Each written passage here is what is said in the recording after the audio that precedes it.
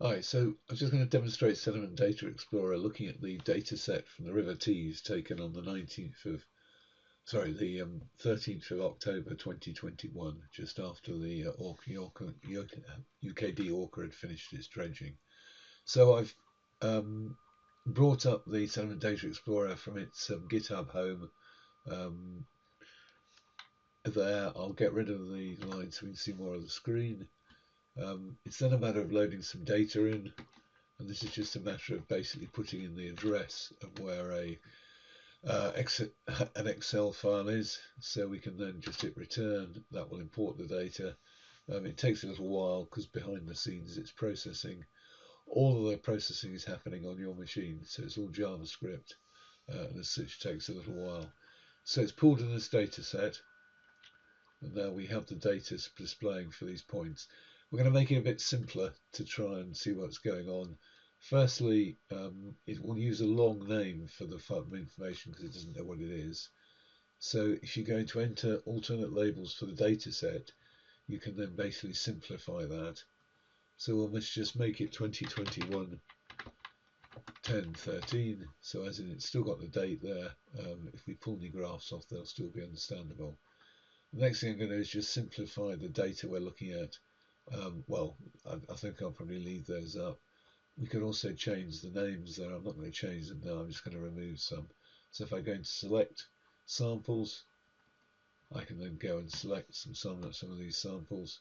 I basically am going to take away the ones that aren't in the main river channel.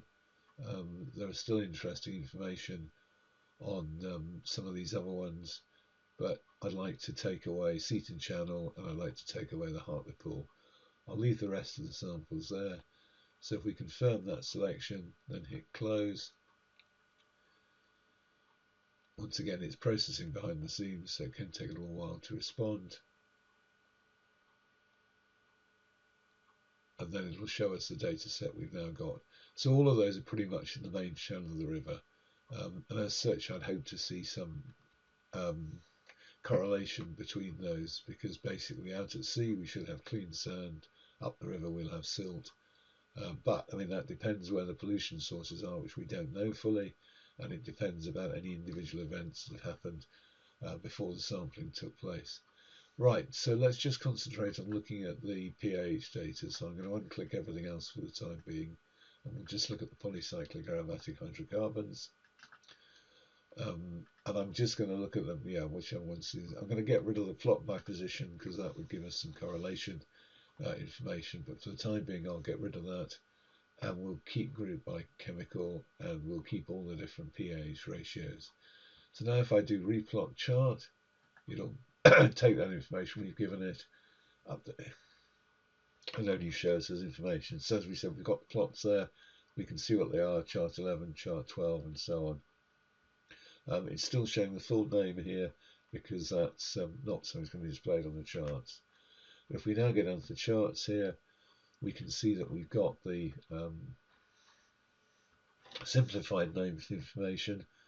Now this is probably a good one to start with. If we stack this data, we can then see that, for example, you're not seeing any trend of decrease in the contamination level as you're going down the river.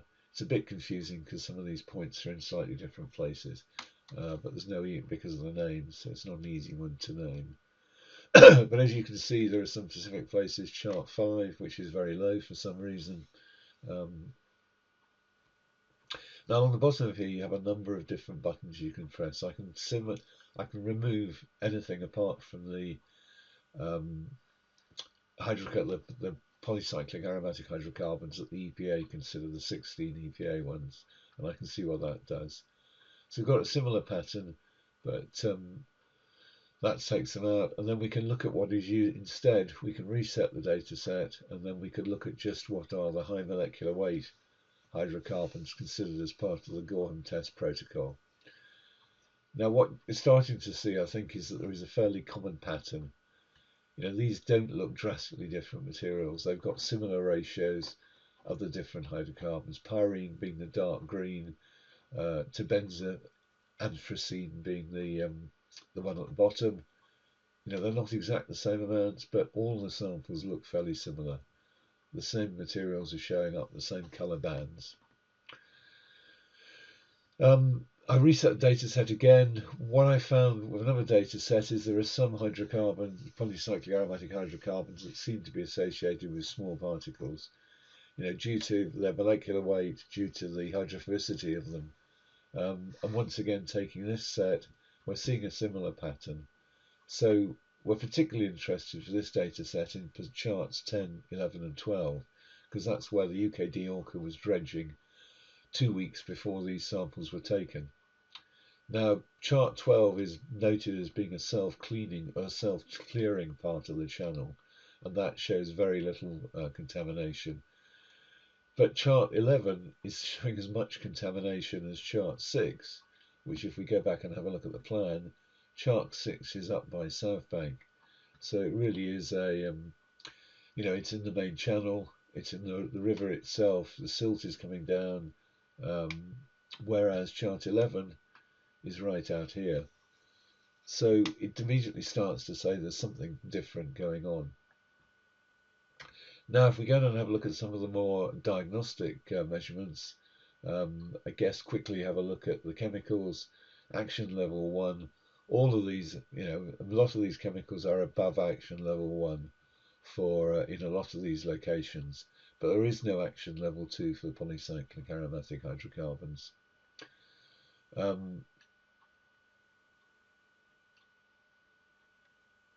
This would show us if there are any correlations. So here we're looking at total area, and there isn't really any correlation showing up there between, for example, the total area and all the materials. Obviously that correlation would be lost if there are lots of different factors coming in. It's worthwhile just checking total organic carbon to see if there are any correlations there, because a lot of the planning people state that polycyclic aromatic hydrocarbons are associated with organic carbon. We really can't see that here. We've got fairly low levels of correlation. There are higher levels, up the higher levels of hydrocarbon, but that's not of carbon. But bearing in mind that polycyclic aromatic carbons are some of the carbons, and that's not surprising.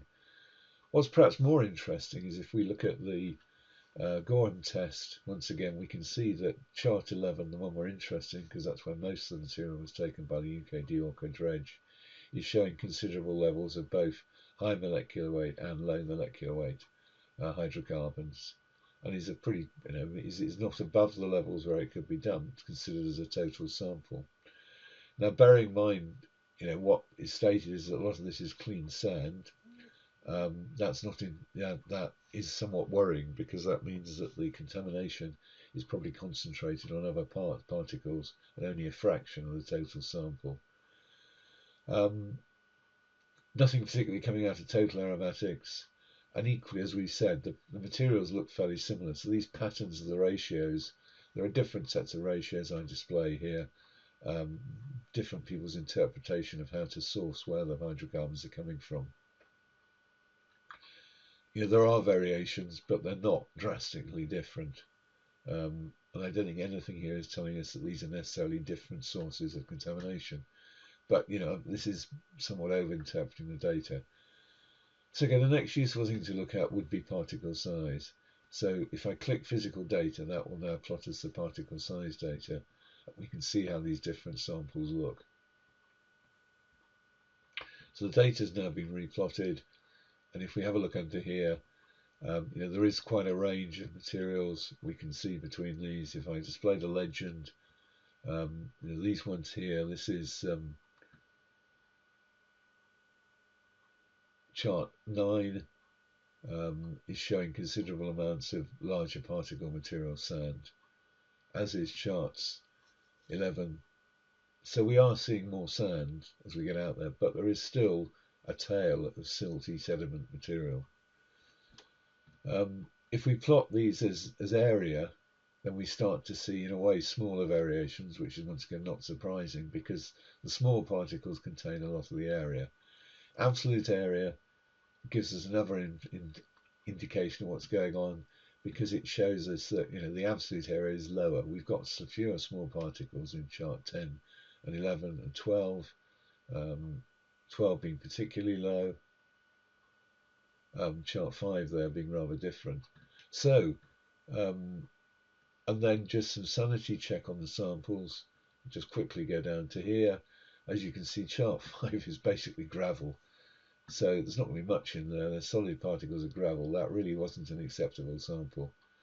But still out here, in terms of weight, we have still got reasonable amounts of silt and sand, silt and clay in the positions out at charts 10 and 11.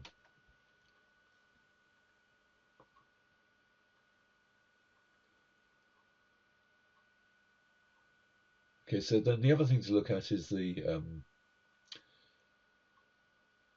weight. So, for example, we know that the dredger is losing 25% from overflow. So if we draw a line at 25%, this is about 25 microns.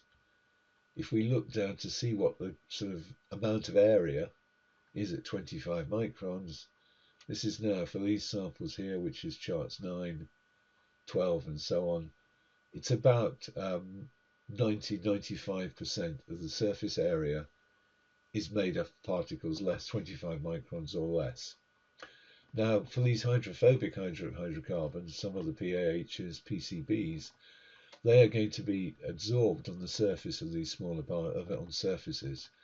The smaller particles have the most surface area, so this is where the particles are going to be.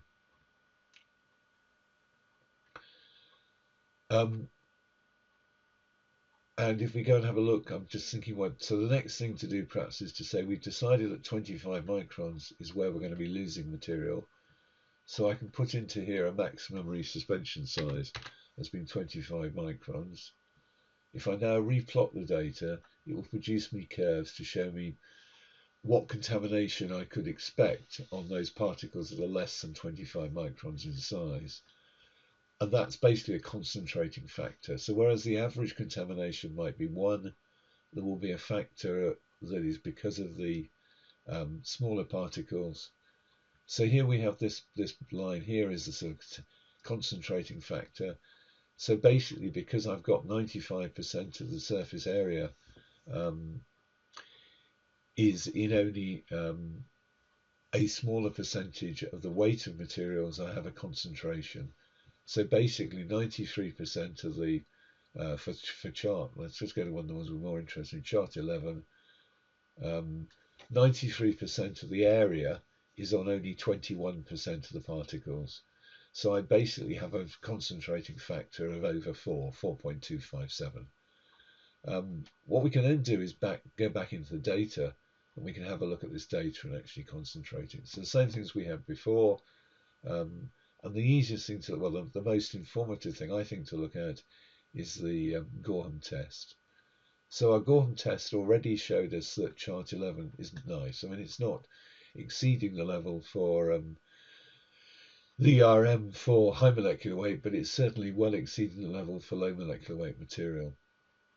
However, if we look at just the particles below 25 micron, then as you can see, we are exceeding the level in all cases for both the high molecular weight and low molecular weight, as is position 5.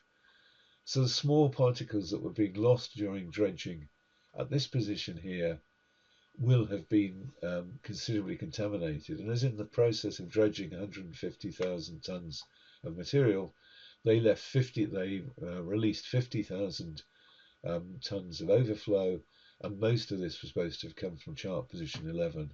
You can see why there would have been considerable contamination released at that point.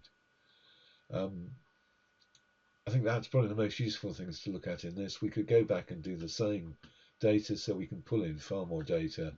If I click PCBs, trace metals, and organotins and organochlorines, we can pull that data in, and we can do the same analysis of looking at these different plots to see what's going on. You can rapidly be swamped in data. You obviously have to ask the right questions. And it has to do a fair amount of processing to get there. And in fact, it's struggling because I'm on a rather poor computer. But all right, it looks like it's done it. So if I pull this down, you can see we've now got a lot more plots by the fact the bar's gone smaller. So we can do the same sort of analysis of looking at the heavy metals. And in the case of heavy metals, positions 10, 11 and 12 look relatively clean compared to further up the river. I have no reason to believe the heavy metals should concentrate on the small particles without having done a separate analysis.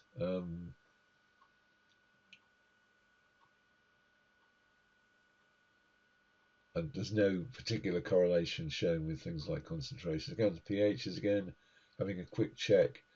Total area for these samples not showing a big effect. Organic carbon not sure, so total solids not showing a correlation, and equally the organic carbon is not showing a correlation. So the other samples look at probably are PCBs here. We've looked at this data already.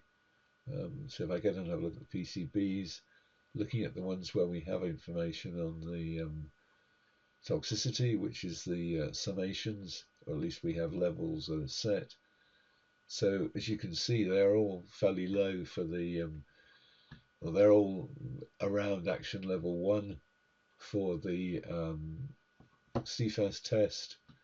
If I look at this with small particles, then you start to see that even for these samples here, once again, the PCB levels are pretty low.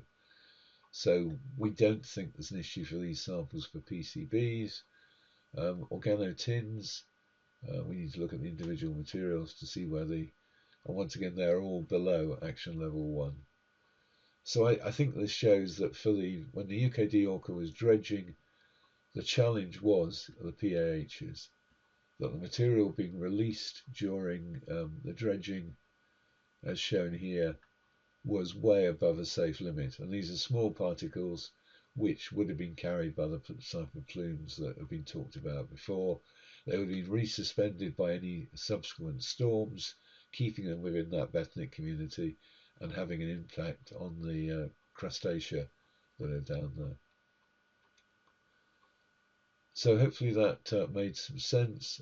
If I go back to the start just for a second, basically you need to go to the GitHub and bring up the Sediment Data Explorer, and then you need to import the full file. If I just typed it up here, so that would be the full file name. I've stored the templates on the Northeast UK FC UK server, basically because they're not pullable easily from the marine license, the marine management's licensing server.